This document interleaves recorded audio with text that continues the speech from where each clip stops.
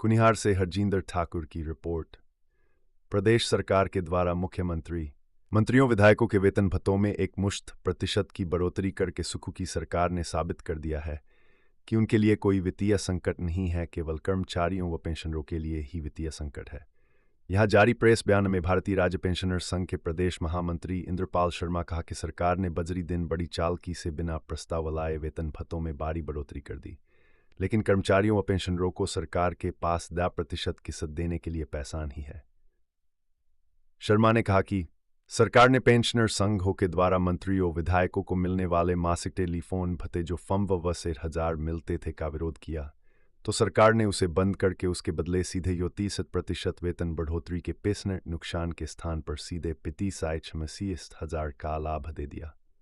अब मंत्रियों विधायकों को से 3 लाख मिलेंगे। वही व्यवस्था परिवर्तन के मुखिया को पत्नी सहित 6 लाख 5,000 मात्र मासिक वेतन मिलेगा, जबकि पेंशनरों को प्रतिशत से ही गुजारा करना होगा। क्या यही व्यवस्था परिवर्तन है?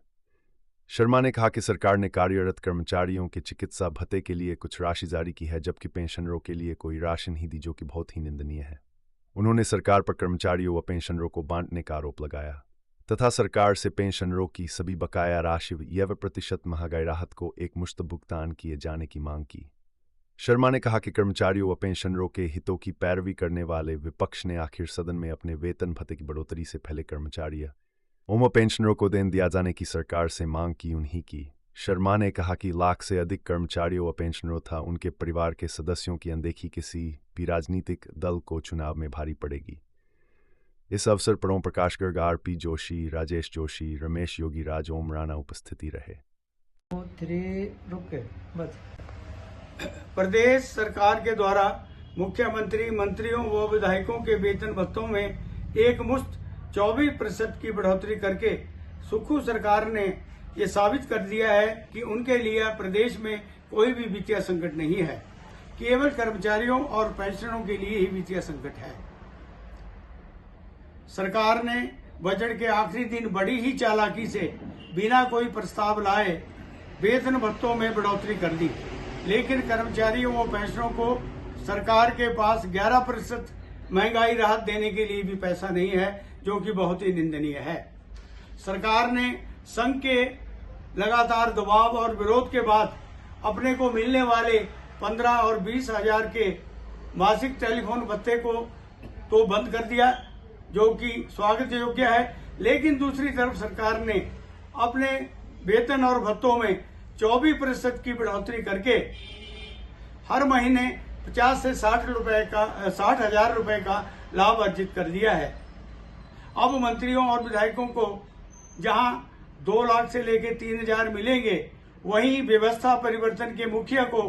अपनी पत्नी सहित 6,50,000 केवल मात्र मासिक वेतन मिलेगा, जबकि पेंशनरों को 3% से ही गुजारा करना पड़ेगा, जो कि बहुत ही निंदनीय है। और सरकार ने अभी जो कार्यरत कर्मचारी हैं उनके लिए कुछ मेडिकल भत्तों के लिए भुगतान के लिए राशि जारी की, लेकिन प्रदेश के जो करीब 2 लाख पेंशनर हैं, जो लगातार 2 वर्षों से जिनको एक भी पैसे का भुगतान नहीं हुआ, उनके लिए कोई भी प्रावधान जो है बजट में नहीं किया, ना उनके लिए कोई राशि जारी की है, जो कि बहुत ही निंदनीय है। इसके साथ ही जो प्रदेश का विपक्ष है, वो भी चुप रह करके बजट सत्र में उन्होंने प्रदेश के कर्मचारी और पेंशनरों के हितों की बात नहीं की, जबकि उनको ये चाहिए था कि सरकार से वो मांग करते कि हमारे वेतन भत्ते बढ़ाने के साथ साथ प्रदेश के कर्मचारियों की जो महंगाई राहत की किस्तें हैं और जो दूसरे देनदारी हैं उसका सरकार भुगतान करे, लेकिन विपक्ष ने ऐसा नहीं किया, जो कि बहुत ही हैरानी का विषय है।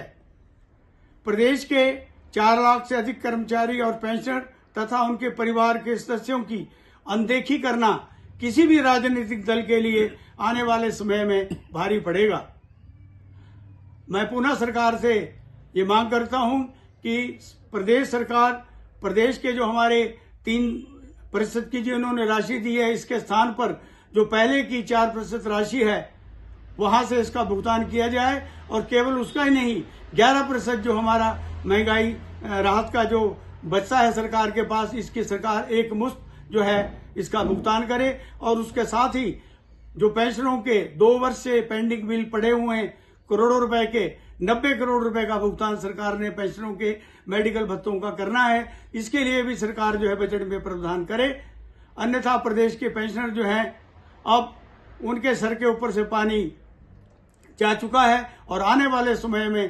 पूरे प्रदेश के जो 2 लाख हमारे पेंशनर हैं एकजुट होकर के अपनी मांगों को मनवाने के लिए संघर्ष का रास्ता अपनाने जा रहे हैं, जिसके लिए सरकार स्वयं जिम्मेदार होगी।